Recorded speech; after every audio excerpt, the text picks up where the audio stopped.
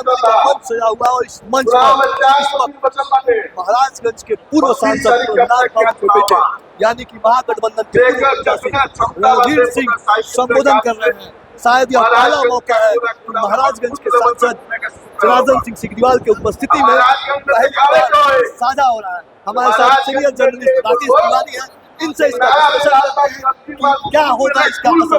राकेश जी, ये देख रहे हैं, देखिए ये पहली बार है जब जनार्दन सिंह सिग्रीवाल के साथ रणधीर सिंह मंच साझा कर रहे हैं प्रधानमंत्री नरेंद्र मोदी के कार्यक्रम में। और ये ऐतिहासिक इसलिए भी है कि सीवान और महाराजगंज लोकसभा क्षेत्र के अंतर्गत आज्ञा महमदा जो ये खेल मैदान है इसमें ये कार्यक्रम है, गोलियाकोठी विधानसभा क्षेत्र के अंतर्गत आता है।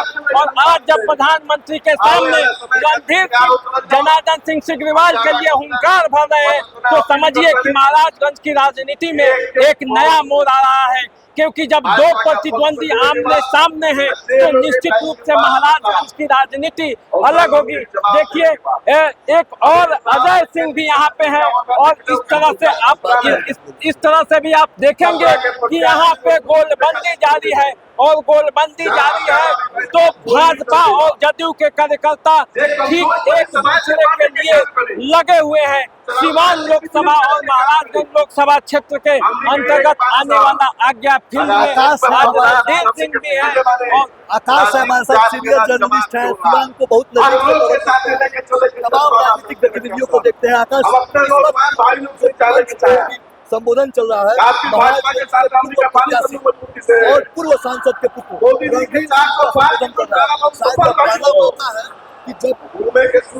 रणधीर सिंह जनार्दन सिंह सिग्रीवाल के साथ मंच साझा कर रहे हैं। ऐसे में राजनीतिक परिदृश्य होगा सीवान और महाराजगंज का, बतौर पत्रकार आप कैसे देख रहे हैं?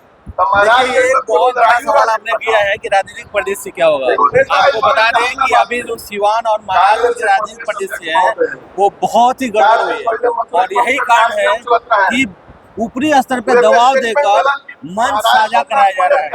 ये अभी तक की राजनीति में छपरा और सीवान महाराजगंज के जो बीच की चीजें रही हैं, ये कभी ऐसा नहीं हुआ है कि जनार्दन सिंह सिग्रीवाल और प्रहलाद सिंह के पुत्र ने कभी मंच साझा किया है जो एक दूसरे को देखकर एक दूसरे पर हावी होने की कोशिश कर देते हैं। यहाँ तक कि एक दूसरे को देखना नहीं चाहते थे, वो मंच साझा कर रहे हैं तो कहीं ना कहीं बहुत बड़ा दबाव है ऊपर के राजनीति का। ये तमाम चीजें सीवान में जो सवर्ण वर्ग है वो निर्दलीय प्रत्याशी के साथ दिख रहा है और यही कारण है कि आपके प्रहलाद सिंह के पुत्र ने जो ये कहा कि वो अपना क्षेत्र छोड़कर सीवान रह रहे हैं, सवर्णों को एकजुट करने की कोशिश कर रहे हैं, इसलिए उनको सीवान की टिकट दी गई है। क्योंकि कहीं ना कहीं ये लग रहा है कि हमने सही कैंडिडेट नहीं चुना है जिसके चलते वहाँ का सीट कुछ कर सकता है। महाराजगंज का तो मैं बहुत नहीं बता सकता, लेकिन सीवान के सीट में काफी असमंजस है, वहाँ के प्रत्याशी गलत चुनने के चलते और यही कारण है कि यहाँ की जो व्यवस्थाएं हैं और ये आज मन साझा कर एक दूसरे को सहयोग की बात करते हैं। आपको क्या लगता है कि प्रधानमंत्री की सभा के बाद परिदृश्य बदलेगा? मैं अपने प्रशासन से एक के पास प्रशासन से आग्रह करती हूँ लोकसभा क्षेत्र में प्रधानमंत्री के कार्यक्रम के बाद परिदृश्य बदलने वाला है, क्योंकि महाराजगंज और सीवान को लेकर कई तरह की बातें चल रही थी। बातें ये भी चल रही थी कि वोटों दूसरे तरफ तेजी से ट्रांसफर हो रहा है, लेकिन प्रधानमंत्री के कार्यक्रम के बाद एक बात है कि रणधीर सिंह और जनार्दन सिंह सिग्रीवाल एक मंच पे हैं। इसी मंच पे सचिदानंद राय भी हैं और इसी मंच पे अजय सिंह भी आ चुके हैं। तो आप जानते हैं पूरे क्या हमारा फर्ज नहीं बनता है कि हम उन्हें नेता है एक साथ जुटे हुए हैं और आकाश भी जानते ही हैं कि पूरा सीवान में जिस तरह से माहौल था उसके बाद एक कार्यक्रम एक सवाल आकाश जी, पहला ऐसा चुनाव है जिसमें सवर्णों को टारगेट किया जा रहा है, सवर्णों को साधने की कोशिश कहीं ना कहीं बीजेपी को यह डर सक रहा है कि सवर्ण वोट हमारे प्रत्याशी के खिलाफ जा रहे हैं, ऐसा क्यों? देखिए ये एक बहुत बड़ा सवाल है। सवर्ण वर्ग निश्चित रूप से बदला हुआ है और बदलने का मुख्य उद्देश्य ये है कि इस बार सवर्ण वर्ग के जो प्रत्याशी हैं वो नहीं है।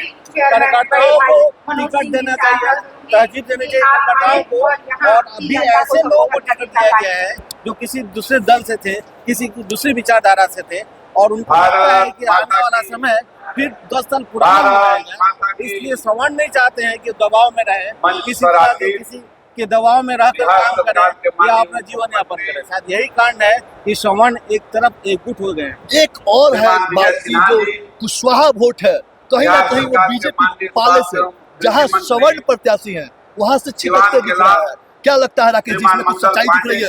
नहीं, देखिए उसके कई कारण है। जैसे ऐसा लग रहा था कि सीवान में जो राजपूत जाति का वोट है वो शिफ्ट हो रहा था हिना साहब के साथ तेजी से, और इसीलिए प्रयास भी किया गया है।